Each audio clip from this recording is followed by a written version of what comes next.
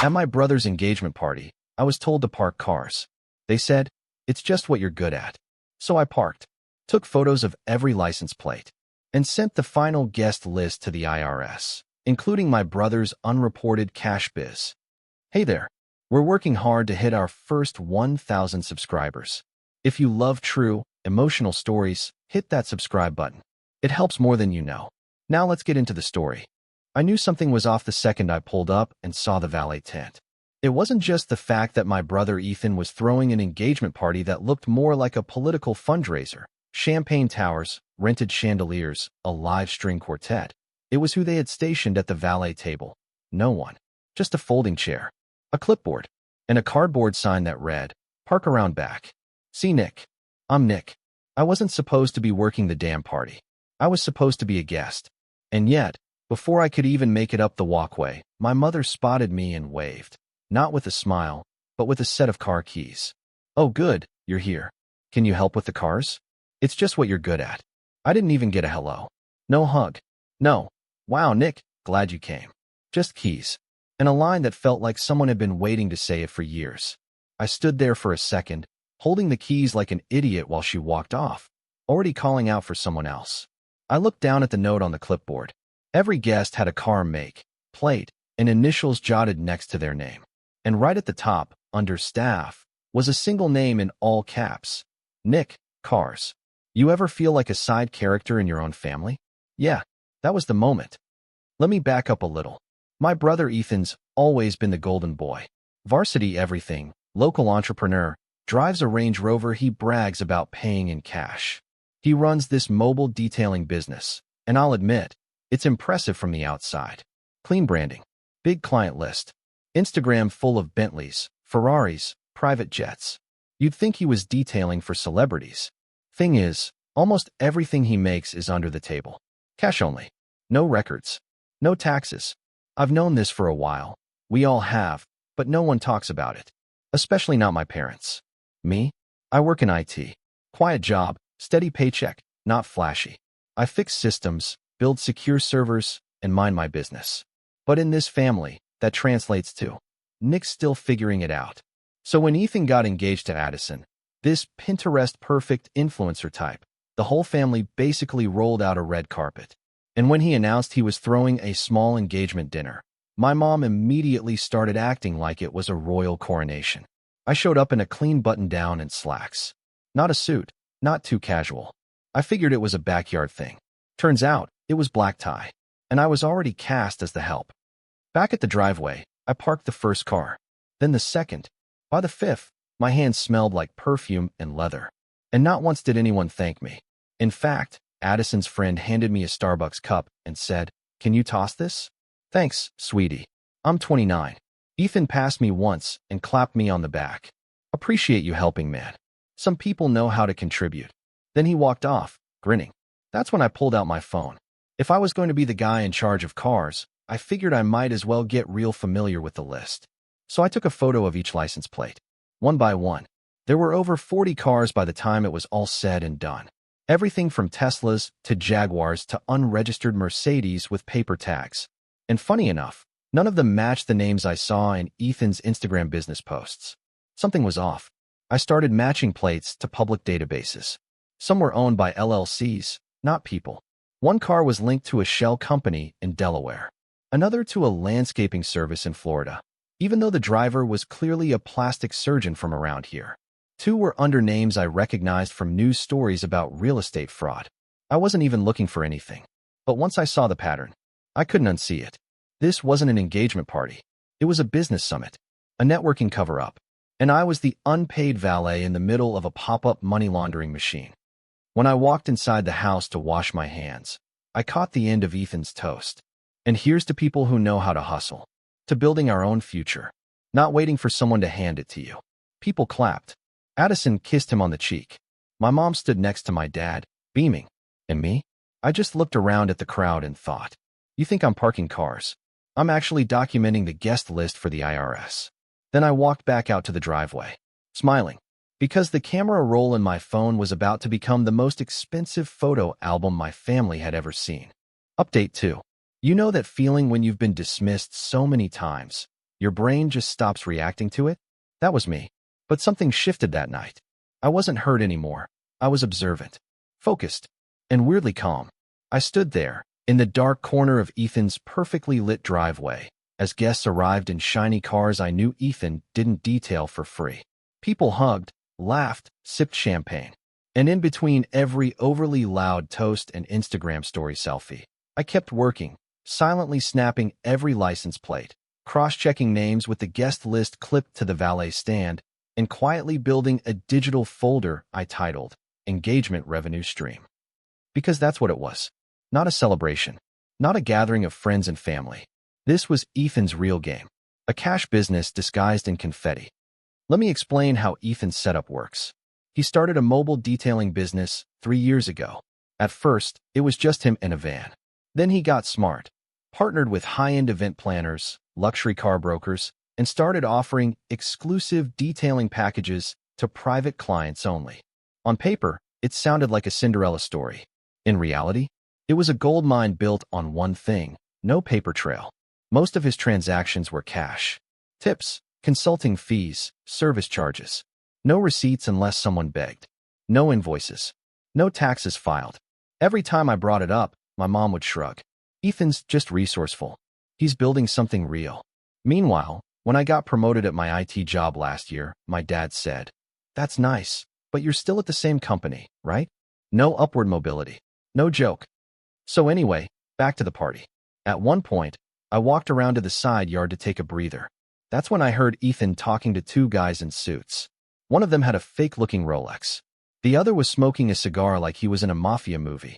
They weren't talking about wedding plans, or catering, or even business. They were talking about moving inventory. Not soap, not shampoo. Inventory. They spoke in half code, but I caught phrases like split the drop, cash up front, and Vegas run before Q3. I stayed behind a potted plant, heart pounding. Then Ethan said, "The less they know, the safer we are. Family included." That one hit hard. I used to think Ethan just overlooked me, that he was too self-absorbed to notice the damage he did. But that sentence, he knew exactly what he was doing. He'd made a conscious decision to exclude me from his real life. And if I was the outsider, fine. I'd play that role. I walked into the house like nothing had happened, smiled at Addison, even grabbed a mini cupcake. But on my way to the guest bathroom, I slipped into Ethan's home office. Door wasn't even locked. Inside was a thick leather folder with a gold clip. Guest list, vendors, inventory charts. But not for the wedding.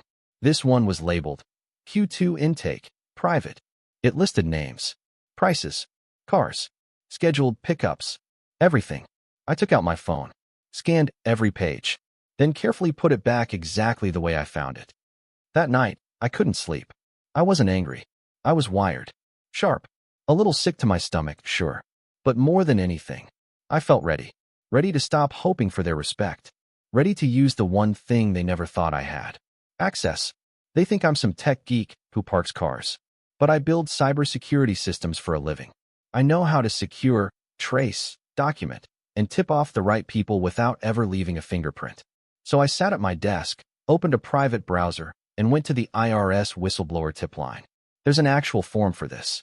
You can upload documents, photos, give anonymous reports. I uploaded everything. The plates, the ledger, the messages, even a screenshot from Ethan's business, Instagram showing one of the guests at the party, a guy who just so happened to be part of a federal investigation 2 years ago for wire fraud. I clicked submit, and that was that.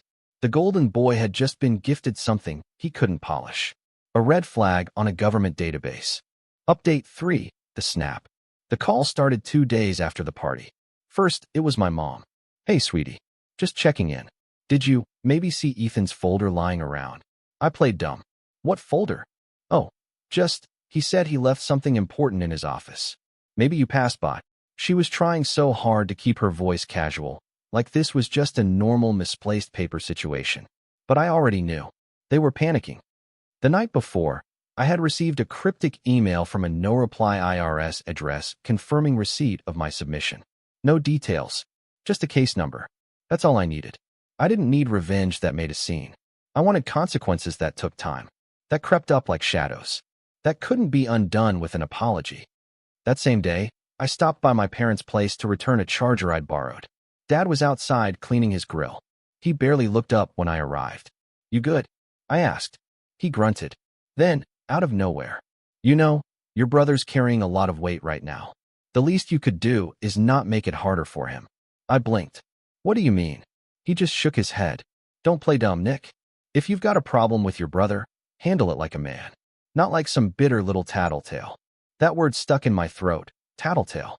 Like I'd ratted out a classmate for cheating on a math test. Not exposed an illegal cash scheme operating in our own damn family. I said nothing. Just handed him the charger and walked back to my car. As I turned the key, I saw him in the rearview mirror, shaking his head, muttering something to himself. I didn't even care, because right then, something in me finally snapped, and not with rage. With clarity. They didn't want to believe Ethan could do anything wrong.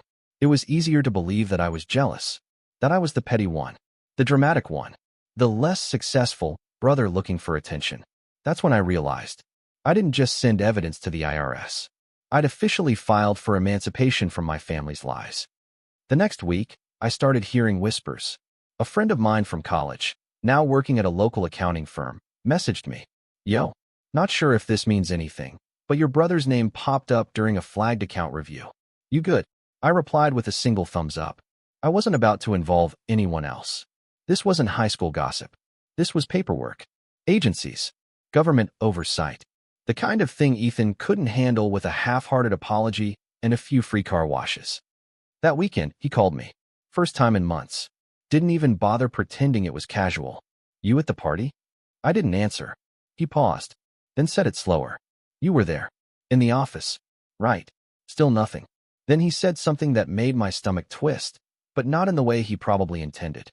"You think you're smarter than me? You think the IRS cares? You're a nobody, Nick. You'll always be a nobody." I don't know what I expected. Maybe a little fear, a little guilt, a crack in his voice.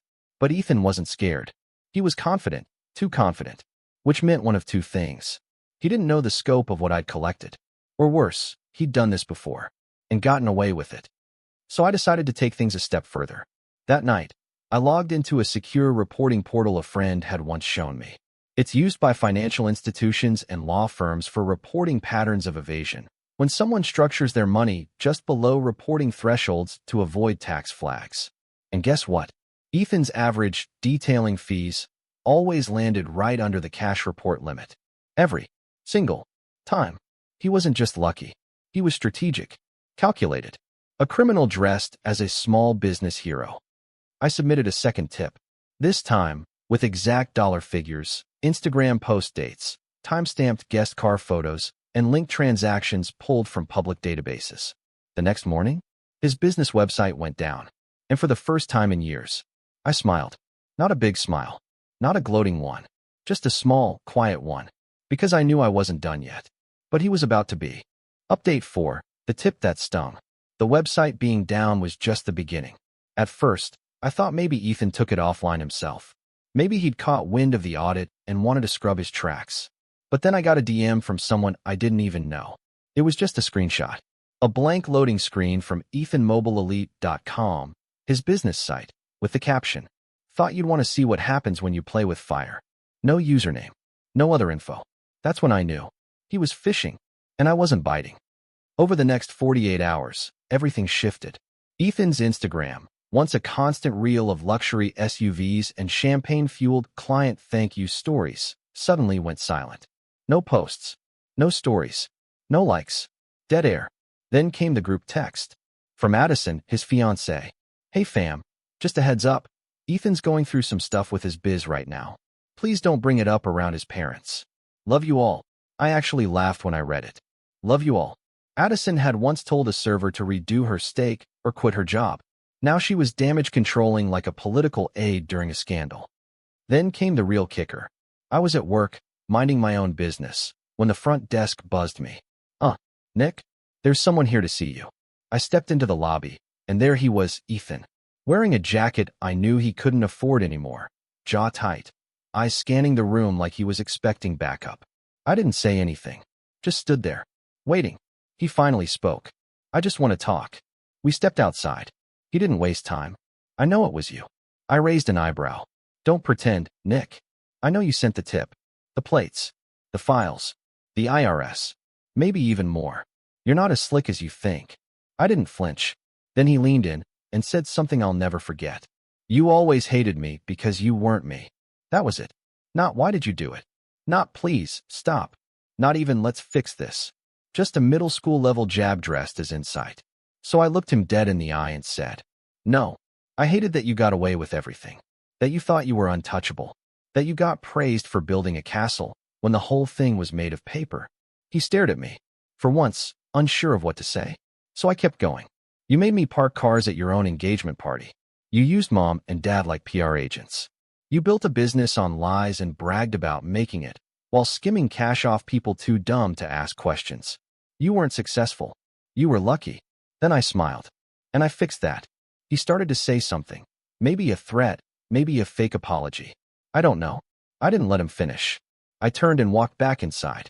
Didn't look back. That night, he texted me once. You think this is over? You have no idea what you've done. I didn't reply. Because he was right. He didn't know what I'd done. He thought I'd tipped off one agency. He didn't know I'd flagged his business for suspicious financial activity across 3 states. He didn't know I'd submitted his fake invoices to a vendor verification board that works with luxury brokers. He didn't know I'd sent a quiet heads up to the city permits office, letting them know his detailing crews never actually applied for operational licenses on private property. It wasn't a hit. It was a slow demolition, and he was just starting to feel the cracks. The next day, I got a voicemail from my mother. She sounded like someone had died. Nick, sweetheart, I don't know what's going on, but your brother's in trouble. It's serious. Could you call me back? Please. No, I couldn't. Because I tried calling them for years. Not on the phone. Not literally. I tried calling them by showing up. By helping. By existing in their world. And they sent me to the driveway. Now, they could sit in their spotless, overly polished living room and figure it out on their own. Update 5, the fall. The audit wasn't quiet. It never is when the IRS shows up uninvited. It started with Ethan's accounts being frozen. Not just his business ones, everything. Checking, savings, credit cards. Apparently, the bank flagged unusual withdrawals and unreported income streams. A polite way of saying, we know you've been lying. Addison posted a cryptic story the next morning. Some people aren't who they say they are. Protect your peace. She deleted it an hour later. But by then, everyone saw it. And the DMs started flying. Even I got a few. Yo, your brother's business getting shut down? Bro, is Ethan okay? I heard something wild. Why'd his fiancée unfollow half your family? I didn't answer anyone. I just watched it all unfold. Because when you set fire to a house built on lies, you don't rush in with a hose. You let it burn. A week later, my mom showed up at my apartment. Unannounced. She looked tired.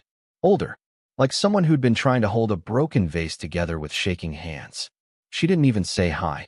She just walked in, sat on the edge of the couch, and said, "Did you really do this?" I sat across from her and asked, "Do what?" Her voice cracked. "Report him. Ruin him." I looked her dead in the eye and said, "He ruined himself." She didn't cry. She didn't yell. She just stared at the floor like it had answers. Then she whispered something I hadn't expected. "You were never supposed to be in the driveway." I blinked. "Then why did you put me there?"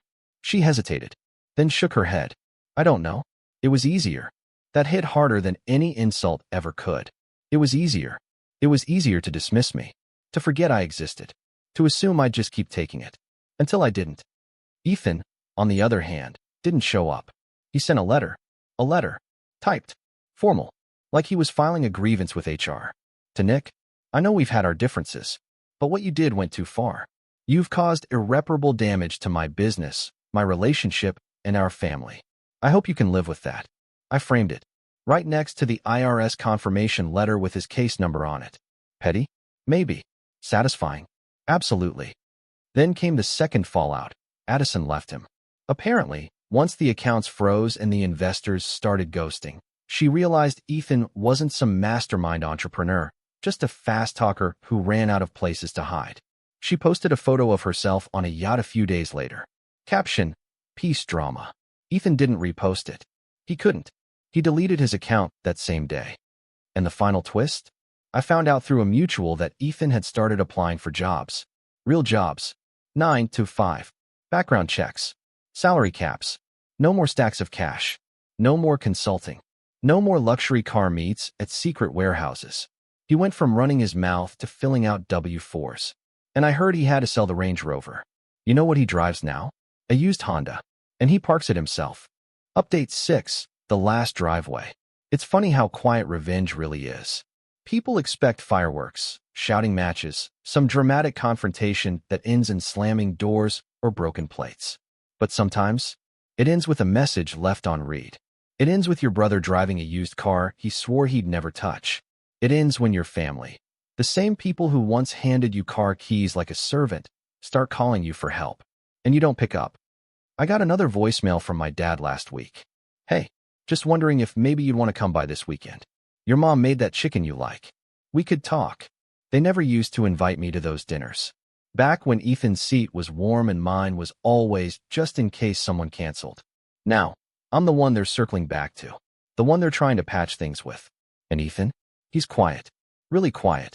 His name's still on a few pending investigations that'll probably tie up any hope of rebuilding what he had for the next couple years. Maybe longer. From what I hear, he's renting out his garage now. Detailing regular cars, cash in hand. But this time, above board. Real receipts. Real taxes. Imagine that. The best part? I never had to lie. I never had to scream. I never had to twist the knife. I just handed people the truth and let it do what truth always does when it's been ignored for too long. It burned. Sometimes, I walk past the house where the engagement party was held. The lights are off now. For sale sign out front. Guess Addison didn't want to stick around for the cleanup. Can't blame her. She thought she was marrying a king. Turns out, she got a jester in a borrowed crown.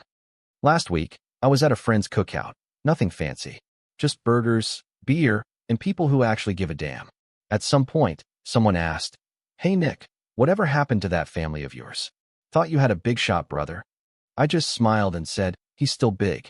Just not shot anymore." They laughed. And that was it. No long speech. No pain in my chest. No ache in my throat. Just peace. Real peace. Not the kind you fake for a group photo or force through clenched teeth.